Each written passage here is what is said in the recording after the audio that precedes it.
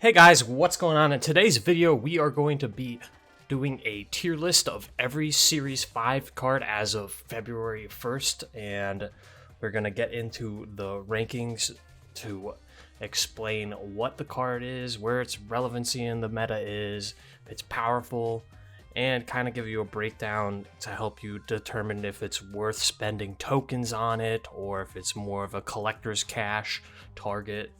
And to just break down the tiers, we have the standard S, A, B, C, and F tier.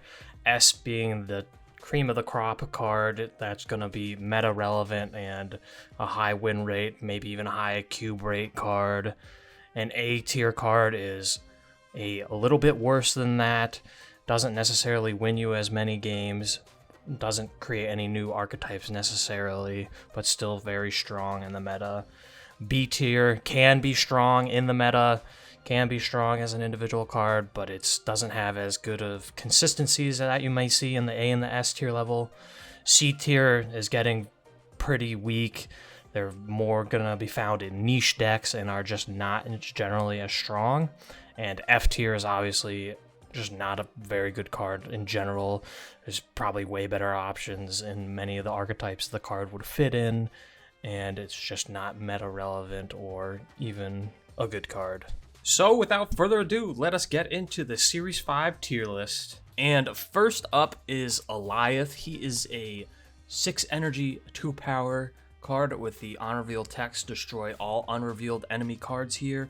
And Alioth has been a subject of multiple nerfs at this point.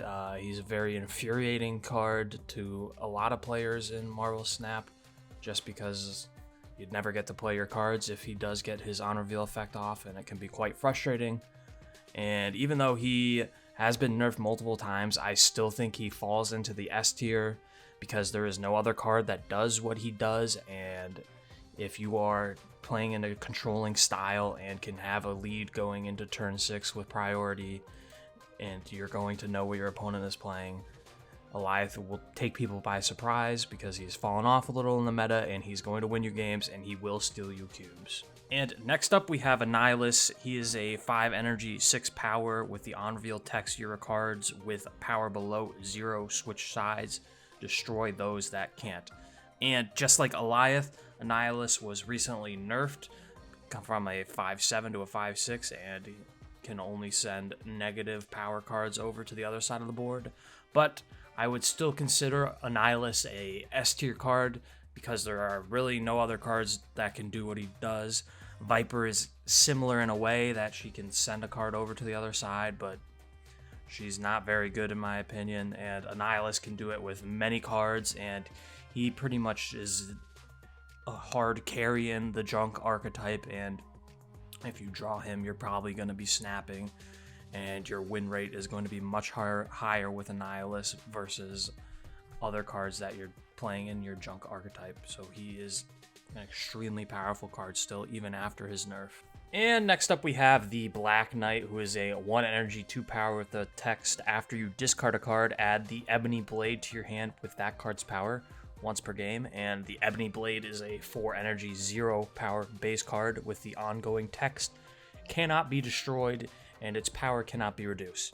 So obviously the Ebony Blade and Black Knight got buffed pretty recently, and it's become much stronger than what it used to be. The fact that the Ebony Blade can't be destroyed or have its power reduced is an insane ongoing ability. Probably one of the best in the game, if I'm being honest. But the only issues I have with Black Knight is consistency.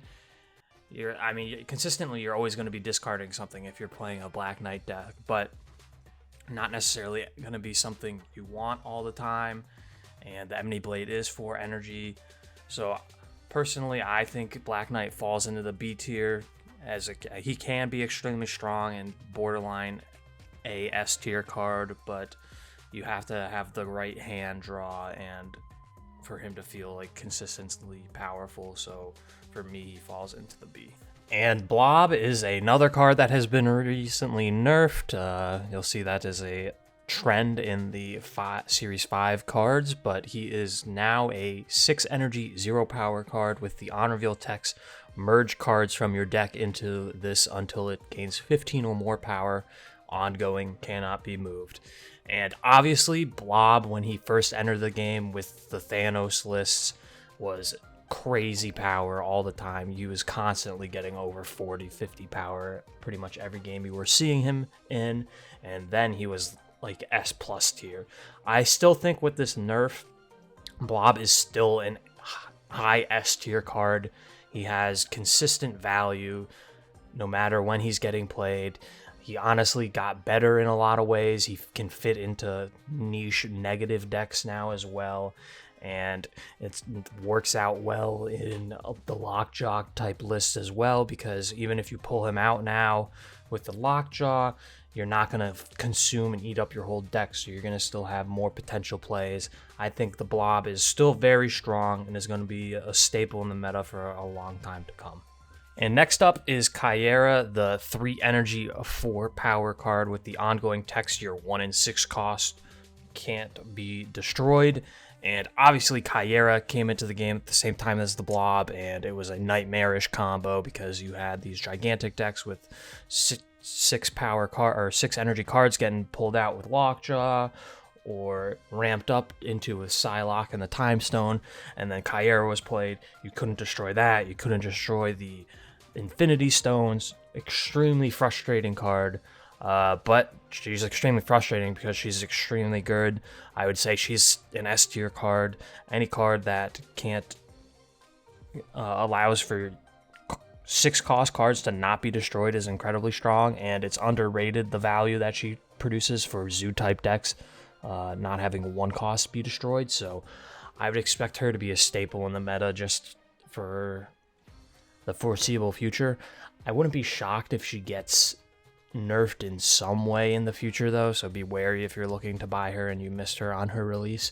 She could be nerfed just because the global effect of all your 1 in 6 costs is a little overpowered, and you saw recently Luke Cage got nerfed because he had a global ongoing effect.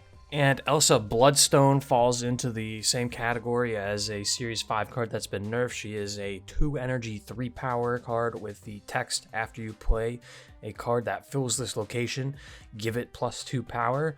And unfortunately, her nerf seemed okay at the time that she would still be relevant, but with the power creep that's happened with large cards at this point, she has fallen off significantly and probably needs to be looked at overall, honestly, and probably be buffed again.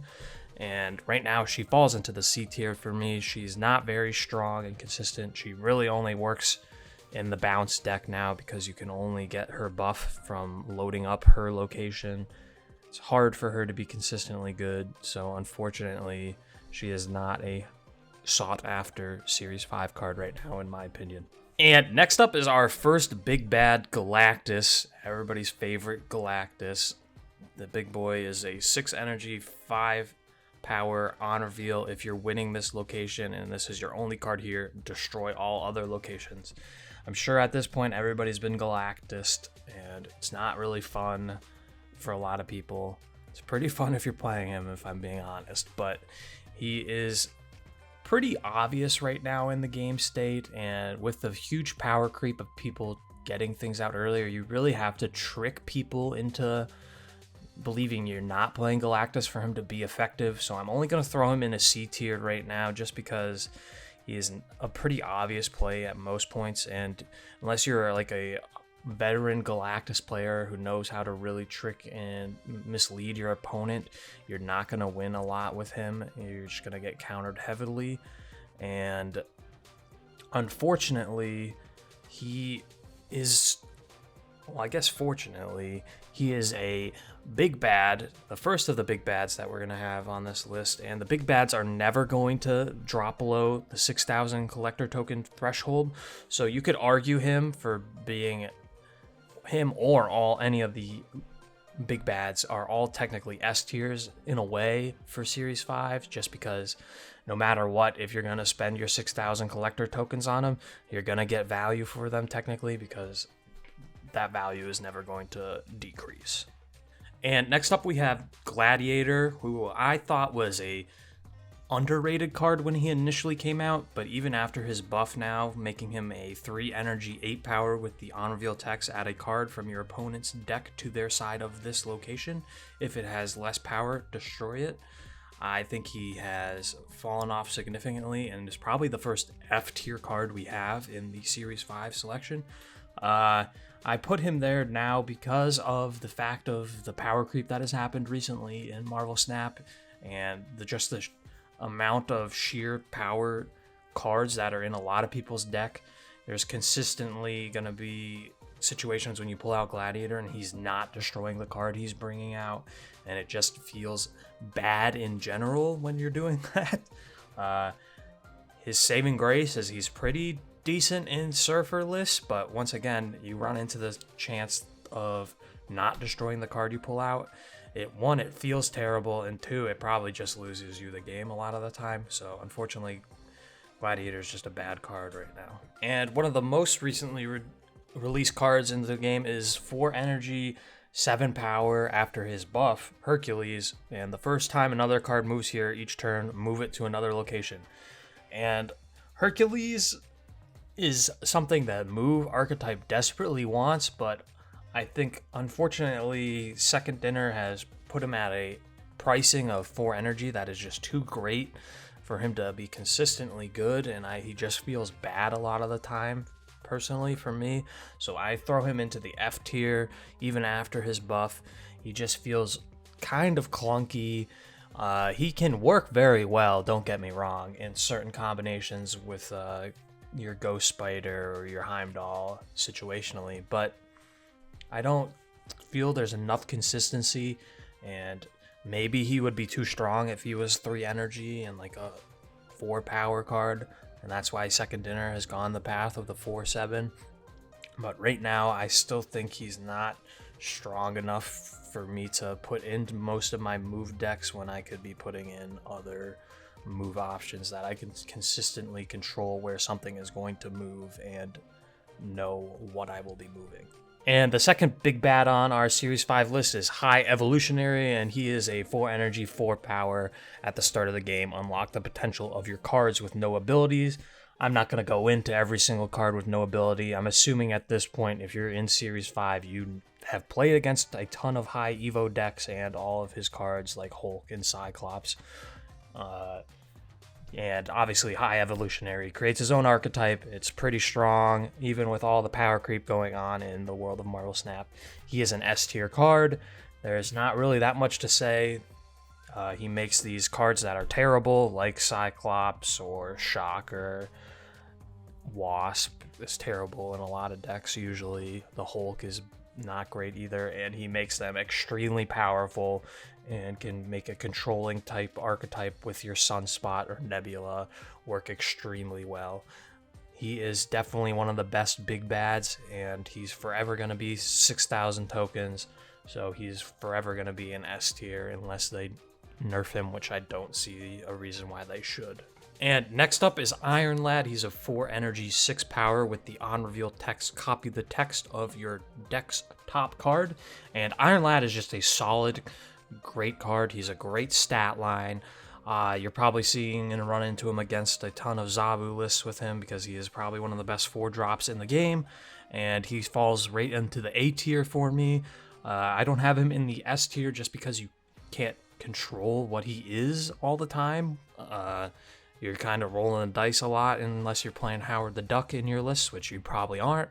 So I think he has value no matter what, just because a lot of the times the lists you're running him in are going to have strong on reveal or strong ongoing effect. So a lot of the times your Iron Lad is going to hit something pretty good, and you could have 2 incredibly valuable cards in your deck for the price of 1. And Jean Grey is a 3 energy, 3 power card with the ongoing text. Players must play their first card here each turn, if possible.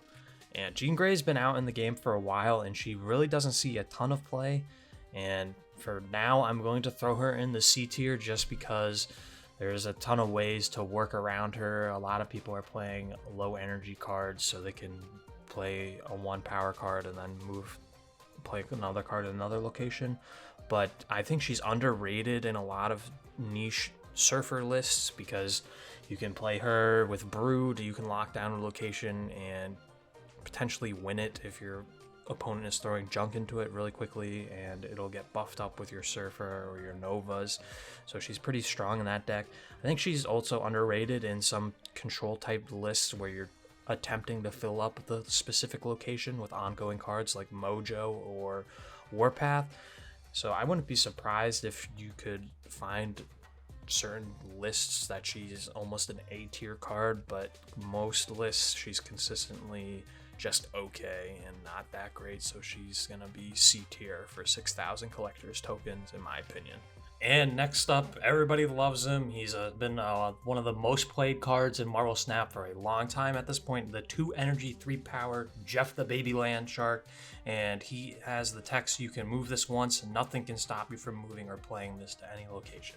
And obviously he has an extremely powerful effect, and he can fit and slot into most decks. He works extremely well in terms of countering, controlling decks like a Storm archetype or a Professor X. He just has great value. If you like Cerebro 3, he's one of the best cards in that type of list as well. I can't really say anything negative about Jeff. He works well in any deck pretty much that you're going to throw him into. The move effect is extremely nice on top of him being able to be played to any location. He's worth 6,000 collector's tokens to pretty much anybody, I would say. A great addition to a collection. Easy S tier in my opinion. And next up, easily the worst of the big bads, Kang. He's the 5 energy, 0 power. On reveal, look at what your opponent did, then restart the turn without Kang. And unfortunately, at this point, everybody knows Kang is one of the worst cards in the game, probably. And he's going to fall right into the F tier. He's just not great. I'm convinced Second Dinner is looking at him to do something with, because he is a big bad. He's always going to be 6,000 tokens, and he just doesn't get any play and is not very good. I think there's potential for them to create many unique things with him and make him a viable card and worth the 6,000 tokens. So hopefully something happens with him in the future, but right now Kang is a solid F tier card and not a card you really want to target. And next up is Loki. He is a 4 energy, 5 power with the on reveal text. Transform your hand into the cards from your opponent's starting deck and give them -1 cost. And just like a lot of those cards on this Series 5 list, Loki is one of the cards that was nerfed recently, changing his text to transform rather than add because of the power it was producing with the collector. And obviously that took a hit on the Loki list. You're not seeing it as much, and he doesn't have as consistent power. So right now I'll throw Loki into the A tier just because there is not that consistent power threat on top of all the power reduction that you're getting from the Loki effect. But I think he's still borderline S tier just because of the sheer number of cards you can potentially add in with a power reduction, especially matchup dependent. Loki could become easily an S tier card. Their power reduction is undervalued in a lot of card games, and especially in Marvel Snap. The amount of plays you can create and confuse your opponent with on turn 6, or even before that if you play Loki on turn 4, is undervalued, and his gameplay will probably see an increase once somebody figures out the next great Loki deck. And another card with the Series 5 nerf target is Miss Marvel. She is a 4 energy, 4 power card now with the ongoing text. Your adjacent locations with 2+ cards and no repeated costs have +5 power. She was obviously broken when she came out at 4/5 and only needing 1 card, having at least 1 card with non-repeated costs with +5 power. Unbelievable. She was essentially a 4/15 guaranteed every single time, with the only way to really counter her was just getting an Echo into the middle lane or having an Enchantress play. She's still an S tier card right now. It's pretty easy to still get a 2 cards onto the 2 left and right locations to get the +5 power boost, and I I don't see much issues with it now. It's a little harder to do it, so it works out, and she's still considered a little more fair in my opinion. Obviously, the only really ways you can counter her is an Enchantress or an Echo. You can also throw in Rogue. She's pretty effective, and you get to steal the ability, which is extremely powerful ongoing ability to steal. But she's gonna consistently win you games in like especially the lockdown type lists, lane lock, lockdown. So I think Ms. Marvel is still an S tier card, and it's nice to see that she's still extremely valuable and powerful after the nerf. And Nebula has been out in the game since May at this point, I believe, and she is a 1 energy, 1 power card with the text, each turn your opponent doesn't play a card here, plus 2 power, except the turn you play this. And Nebula has been consistently good since she comes out. She's never been a target of a nerf. I don't think she will be, but she's extremely valuable as a 1-drop. She can ramp up into an extremely powerful card, up to 9 power maybe in a lot of games if your opponent is not playing cards into her location or if she doesn't get destroyed. So I throw her in the A tier right now just because I don't think she's the cream of the crop, meta-defining deck, but she's consistently strong in controlling type lists. She can really impact where your opponent is playing cards, so you can strategically play around that and build around that in your lists. She's gonna have value even if she's not ramping up in power that way, so she is a strong A tier card all the time. She can be borderline S tier in a lot of situations, especially if your opponent doesn't have ways to kill her. And if you're playing cards like Armor or Caiera, that makes her even more powerful, obviously, preventing her from being destroyed. And next is the 1 energy, 2 power Nico Minoru with the on reveal text, after you play your next card, cast a spell. The spell changes each turn. And obviously Nico was a interesting card when she came out. Nobody knew how good she was gonna really be, and I think having 1-cost cards in the game that are very playable and impactful to the game beyond like turn 1 and 2 is something that all card games need and makes them even more impactful and strong. So I think Nico is an A tier card. The only reason I don't have her as an S tier is because you can't control which spell you're going to be getting, so situationally some of her spells might not be great for you for what you need, and some are not just great overall and dependent on the deck type you're going to be using. But obviously if you're playing a destroy list and you get the destroy spell with additional card draw, you should be snapping immediately, and she's an S tier card in that situation. She's extremely fun too because of the RNG aspect of her, and when you roll high, just brings a smile to your face, and you're gonna win games and steal cubes potentially with your strong Nico plays. And Sebastian Shaw is a 3 energy, 4 power card with the text, when this card permanently gains power, gain +2 more power wherever this is. And I think the season pass card Sebastian Shaw is underrated. He's extremely valuable in Surfer decks, and people don't really anticipate how much power he can creep up to, especially if you're playing the greedier Okoye Nakia list with your on top of your Surfer. He can get up to like 16 power easily, and he can win lanes that you've locked down with Storm or just need to throw in late on turn 6. So I'm going to throw him into the B tier. I think people undervalue him because of the power creep that has happened right now in Marvel Snap with all the cards like Blob and Scar, but I wouldn't be surprised if you see Surfer lists with Sebastian Shaw starting to creep up and becoming more prevalent and powerful over the coming months. And Selene is another recently buffed card in the Series 5 pool. She's a 1 energy, 2 power now with the on reveal text, afflict the lowest power card in each player's hand with a -3 power.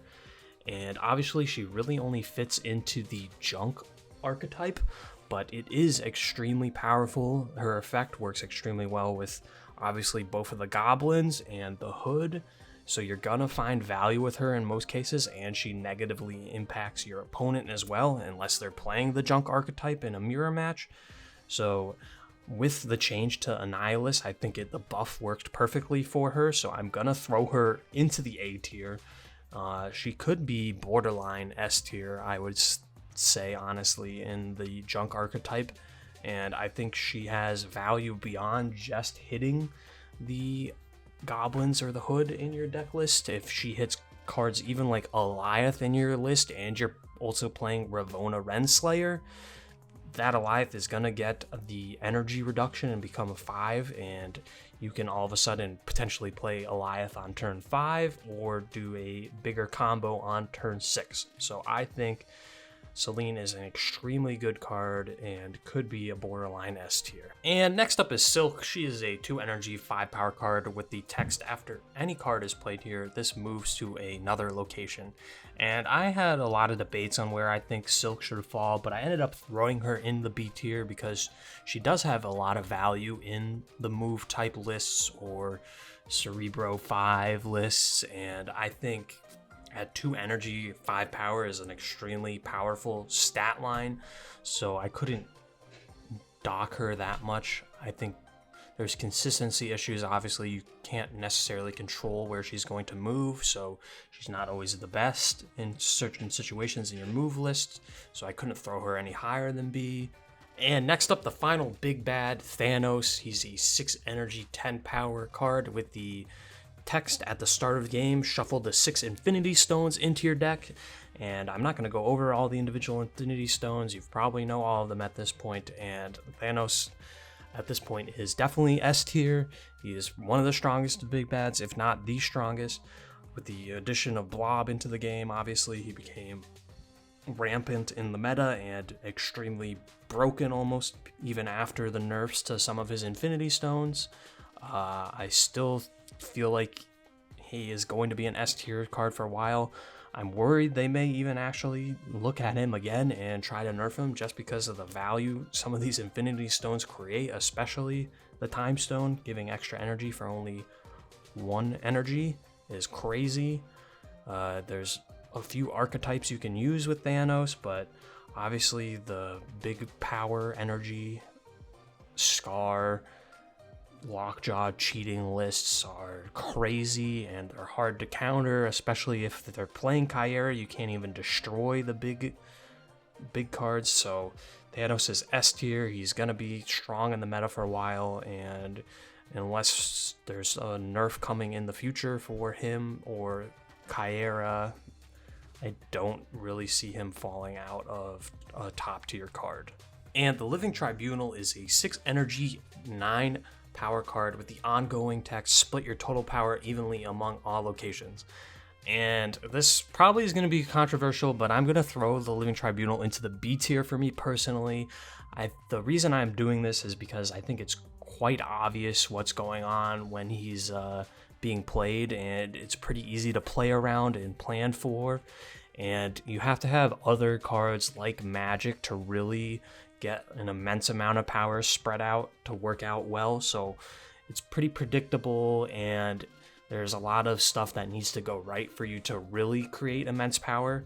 So if you're running into decks that are like playing Enchantress or Echo especially, it becomes a lot harder and easily counterable. So I think while he is very strong and one of the best archetypes out there, I don't think it is the best, and it's easily beatable, so I'm just going to throw him as a B tier card right now. And next up is Werewolf by Night, who is a 4 energy, 4 power card with the text, after you play a card, move there to gain +2 power if it has an on reveal. And Werewolf by Night is another card that was targeted by the nerfs, and unfortunately, I think personally, he got hit very hard, and he feels extremely clunky to play right now. And at 4 energy, I feel like he's a little too slow, so I have him in the C tier currently. I feel like there's better options for a lot of decks out there that are just gonna get more value at 4 energy. I think he can be much stronger if you can obviously Zabu and ramp him out earlier. He's gonna have extreme more value. The more turns he's on the board, the greater he can ramp. But obviously, right now he's 4 energy, and I don't think he's as strong and as powerful in the meta as he could be because of it. So he's gonna fall down in my tier list because of that. And the final 1-drop of the tier list is going to be X23. She is a 1 energy 2 power with the text: when this is discarded or destroyed, regenerate it at a random location, and you get +1 energy next turn. And as I was saying earlier, I think 1-drops that have value that are not just on turns 1 and 2 are extremely valuable, and X23 is no different. And the fact that you can also ramp up with her can lead to plays that your opponent is not going to expect, especially in the destroy archetypes, like getting into an early Arnim Zola or an early Null is extremely valuable. So I think X23 probably shoots all the way up to an A tier for me personally. Feels bad when she randomly regenerates and fills up a location for you, obviously, but I think most of the time she's going to be extremely strong in the destroy archetype. I've tried her out a little bit in the discard archetype, but she just doesn't feel good in that really at all. So if you're playing her in the discard list, she's probably a C or F tier card if we're being honest. But in destroy, she probably shoots all the way up to an A tier just for the sheer value she can have as being a destroy target and the fact that she lets you ramp up even quicker. And the second newest card to the game is 2 energy 0 power Grandmaster with the on reveal text: move one of your other on reveal cards here to the middle location, and its ability happens again. Personally, I immediately throw Grandmaster right into the S tier. He's essentially, in a way, a cheaper Odin, which is unbelievable, and the combos he can produce that your opponent is not going to be expecting and ready for can just win you the game. Even in early game, like if you're going to use him with debris, you can just fill up locations that your opponent's not going to be ready for. Debris hazmat, he works extremely well in the junk archetype, I think, personally. He works really well as well with the newer cards, like, we'll get into Beta Ray Bill in a moment, but Stormbreaker and Mjolnir for the 0 combo. And obviously, if you're playing a negative lists with Ravonna, he gets reduction. It's easy for him to get out and create insane powerful combos. So I don't have really anything bad to say about Grandmaster. You're probably going to be seeing a lot of Cosmo in the meta for a while, just because, yeah, you're going to need something to stop these crazy Grandmaster combos happening. And finally, we have the newest card to Marvel Snap, Beta Ray Bill. He is a 4-cost, 6-power card with the on reveal text: shuffle Stormbreaker into your deck. And Stormbreaker is a 0-cost, 1-power card with the on reveal text: double Beta Ray Bill's power. And personally, I don't really think it's fair to officially give him a locked-in tier ranking, but I will probably say it's safe to throw him in as a B tier card. I think he's going to be very niche, and there's only going to be a few decks for him to really work out. But that being said, he can create immense power, because obviously the doubling effect is something that can't be slept on. I've gotten games to him getting over 1,000 power easily with some Arnim, Zola, Wong combinations.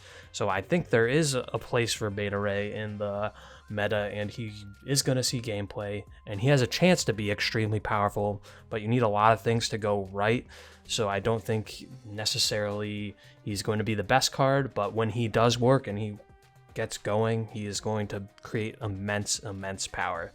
Funnily enough, too, I think there's a chance that you could do some sort of niche deck list that's also running the Living Tribunal, so you can really spread out your Beta Ray Bill power if you can keep him alive, and you'll catch your opponent by surprise and win some games.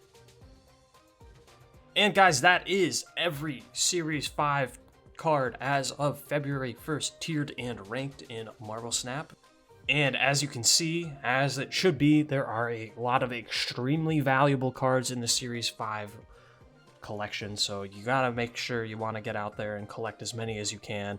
They open up a ton of new archetypes and help you get your way to the top of the meta and compete against even the highest of infinite players or infinite conquest, gold conquest, and they're going to help you win games. Personally, I think the best way that you should be targeting Series 5 cards, especially if you're a free-to-play player, is using those collector keys that you have, as you don't have to spend 6,000 tokens on them, and if you see a Spotlight cache that has multiple Series 5 cards in, there's value even if it's not necessarily the card you want that you pull out of it. Because they are 6,000 tokens, you're going to get them out of the cache and save the tokens for maybe targeted Series 4 cards that you don't have yet. Personally, I don't think you can ever go wrong with spending your 6,000 tokens on any of the big bads, because obviously they're going to have value no matter what, as they're always staying at the 6,000 collection level. But if you are going to target a card specifically that isn't a big bad, I highly suggest going after Blob or Annihilus. They're extremely fun, and Annihilus specifically is archetype defining and can just win you games on draw. So I think those are the two best for like high value cards targeting, and obviously Jeff is a great target that's going to fit into a lot of your decks, and you're never really going to be sad about playing him. So let me know who you think is the best Series 5 cards out there and who you think the worst is. Do you agree with my tier list? Is there something you think I should change or address? Let me know in the comments. And if you made it this far into the video, please remember to like, comment, and subscribe. And I will see